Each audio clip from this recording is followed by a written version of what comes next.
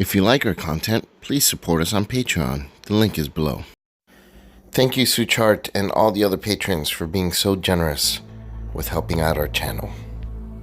Welcome to the Twisted Tentacle Inn. I am your innkeeper, Vase Odin, and today we will be talking about Flair.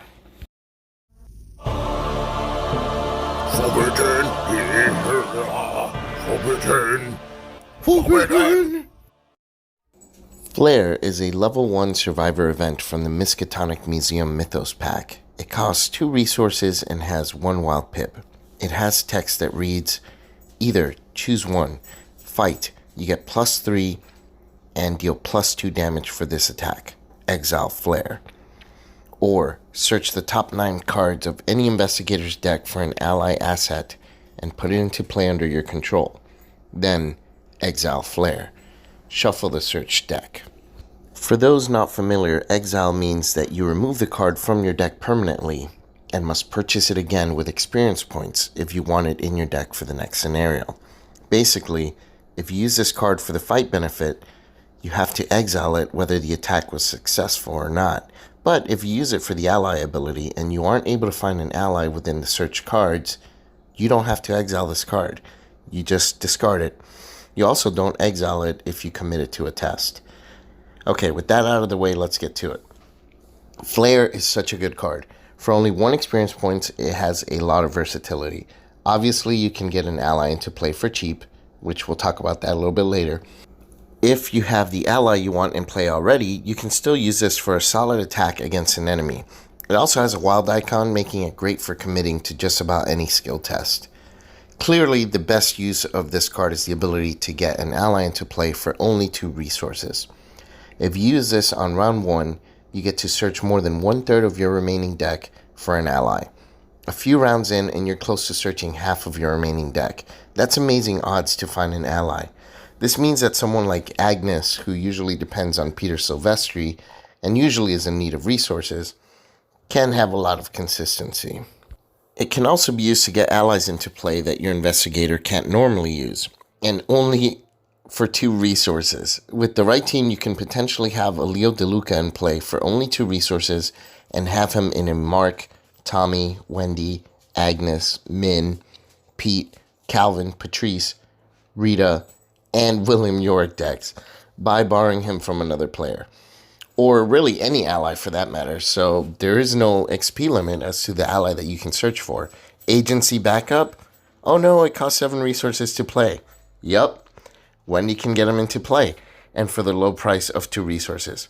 Of course, Wendy can't put that card in her deck, so she would have to get agency backup from a fellow player, but she can certainly do that and pull it off.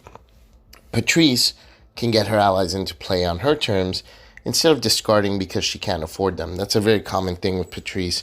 She can't afford the cards in her hand and then she has to discard them. But with this card, 2 resources she can get in a round no matter what. And she can get this card to thin her deck, which can potentially save her bacon. Clearly, this works best for multiplayer, and especially if you're familiar with your team's decks, so that you can choose a good target for your Flair.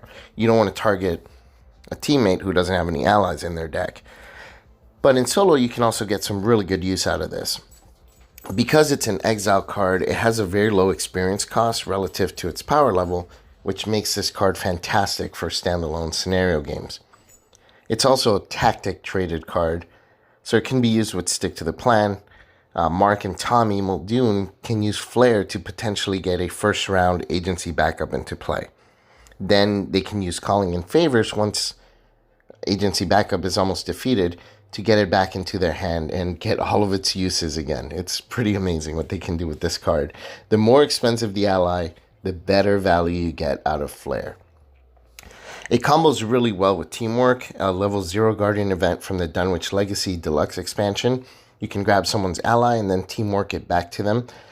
Flair works even better when you take Charisma, a level 3 neutral permanent from the Essex County Express Mythos pack. This allows you to have multiple allies in play, and Flair can help make that happen much more quickly and much more cheaply. But the ally benefit is only part of Flair's benefits. It can be used to kill something in a pinch at a +3 combat bonus, which is nothing to sneeze at. For example, Rita can deal with hoods by dealing them 3 damage in one action using Flare. And since most non-elite enemies have 3 health or less on average, this amounts to a 1 action kill in most cases. Worst case, you can commit Flare for its wild icon. Wild icons are very useful, and you can be committing them to pretty much any test, so it's never really a dead draw. Now let's address what feels like a similar card, the level 0 neutral card, Calling in Favors. This card allows you to return an ally to your hand and, like Flare, search the top 9 cards of your deck for an ally asset, and you can reduce the total cost of playing it by the card that you just returned to your hand. So it helps you get an ally into play at a reduced cost as well. Although it's similar to Flare, the 2 cards have different uses. Calling in Favors feels more like a mid-game card. It requires you to have an ally in play already and can enable some combos with like Beat Cop, Agency Backup, and Guard Dog, giving you an extra set of uses from these allies. It helps with expensive allies, but only if you already have played an expensive ally and likely paid for it. Flare, on the other hand, works best early game, saving you resources for expensive allies and changing its purpose once you have an ally in play. It also works differently for mid to late game, helping in more difficult combat if needed, and it can also just be committed for a wild icon. In a lot of cases, I would mulligan my entire hand to try and start the game with a Flare. I can't think of a situation where I would mulligan even 1 card in order to find a copy of Calling in Favors. So that tells you something. Flare is a powerful card. I've heard some concerns about the exile mechanic, but at 1 XP, I think that this card is more than worth the cost. The versatility it provides means that you won't necessarily be exiling it every single game. Plus, in a standalone mode, you can get even more value out of it because it doesn't matter if it's exiled. I highly recommend taking Flare in decks that depend on costly allies and in games where your teammates have powerful allies that they can lend to you. And that does it for today's video on Flare. I hope you found the video helpful. Do you have any combos with Flare that you'd like to share? If so, post them down there in the comments below. As always, I am Innkeeper Vase Odin at the Twisted Tentacle Inn. Check in anytime. I'll talk to you then.